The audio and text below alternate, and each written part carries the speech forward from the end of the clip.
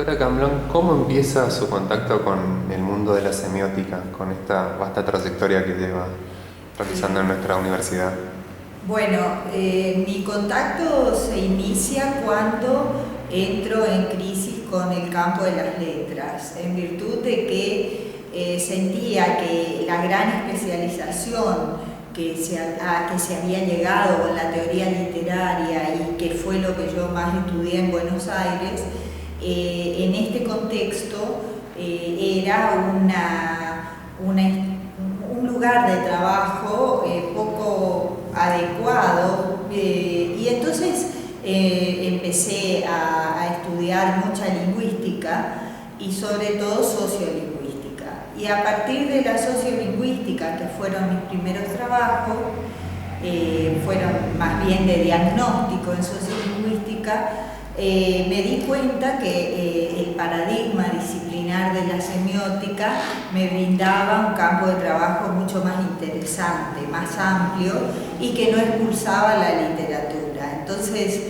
ese entrecruzamiento de discursos de la literatura inmersa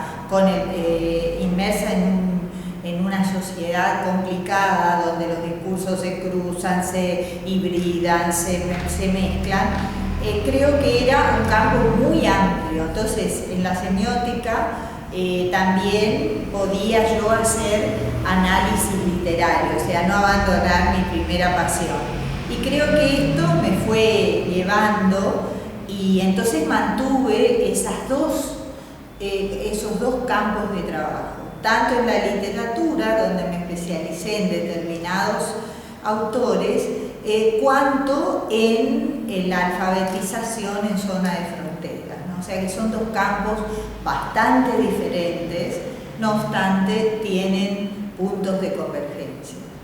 Como antecedentes, ya en el plano específicamente de la investigación en nuestra universidad, siempre está la presencia del PASEC como un punto importante o iniciático.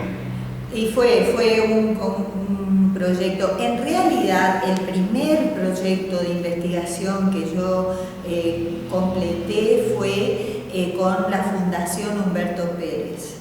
Ese fue un diagnóstico sociolingüístico de la zona de frontera. Luego el PASEC se fundó a partir de un subsidio que me dio el Instituto de Antropología de Buenos Aires. Y entonces, bueno, creo que principalmente ese proyecto, además de plantar las bases de lo que después iba a ser el programa de semiótica, fue formar gente. O sea, me dediqué mucho tiempo a formar discípulos que tuvieran interés en la investigación, ¿no? Así que el PASEC tiene ese tiempo de trabajo y tuvo, digamos, resultados, y fueron las dos primeras publicaciones. La parte estadística la hice con Alina Báez de Vistoletti. Trabajamos bastante juntas con Alina, y también hicimos un trabajo, creo que, bueno, en la juventud uno hace trabajos exploratorios.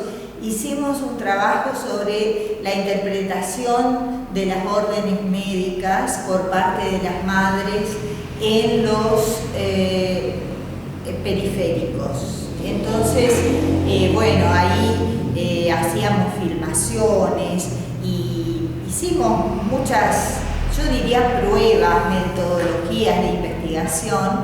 Y creo que eso fue fructífero también. O sea, ¿qué le decía el médico y qué interpretaba la madre? ¿Cómo podía de alguna manera repetir o contarnos qué le dijo el médico, qué tiene que...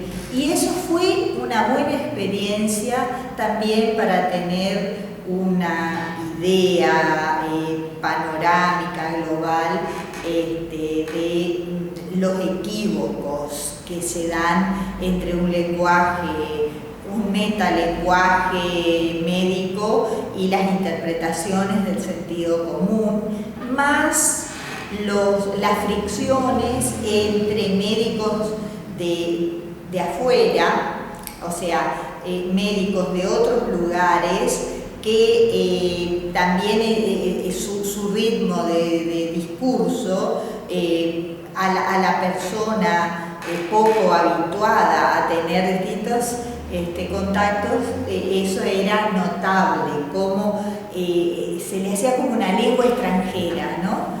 Y eso en la facultad también lo vimos. En primer año muchos estudiantes escuchan a sus profesores y sienten esa sensación de extrañeza frente al vocabulario, frente al ritmo de conversación, y eso es notable también como encuentro de mundos, de semiósfera, diríamos hoy, de semiósferas diferentes, ¿no?